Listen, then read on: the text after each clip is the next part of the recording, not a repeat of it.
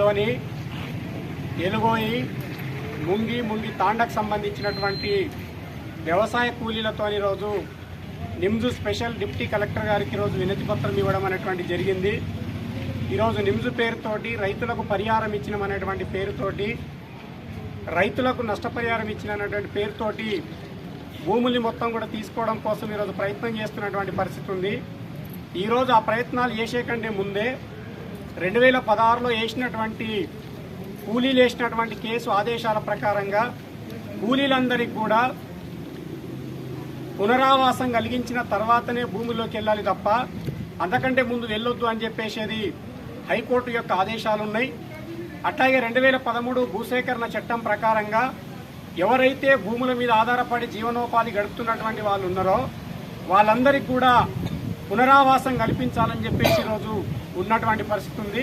అందుకని హైకోర్టుకు వచ్చినటువంటి ఆదేశాలు కావచ్చు, 2013 భూసేకరణ చట్టంలో ఉన్నటువంటి అంశాలకు సంబంధించినటువంటి విషయాలను ఈరోజు ఇక్కడ ఉన్నటువంటి నిమ్స్ స్పెషల్ డిప్యూటీ కలెక్టర్ గారికి ఈ వ్యవసాయ కూలీల యొక్క భూమి లేని పేదల యొక్క వినతి పత్రం ఇవ్వడం అనేటువంటి జరిగింది.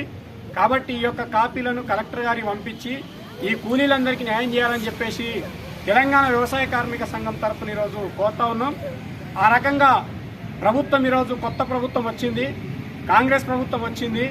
2013 భూసేకరణ చట్టాన్ని అమలు చేస్తామని చెప్పేసి గతంలో ఉన్నటువంటి ప్రభుత్వం పేదలకు అన్యాయం చేస్తుందని చెప్పేసి అని పెద్ద ఎత్తున మాట్లాడినటువంటి పరిస్థితి ఉంది. కాబట్టి రాష్ట్ర ముఖ్యమంత్రి గారికి, మంత్రులకు, ఇక్కడ ఉన్నటువంటి ప్రజాప్రతినిధులందరికీ కూడా మేము కోరేది ఒకటే, వీళ్ళందరూ కూడా తరతరాల నుంచి భూమి లేనటువంటి పేదలు.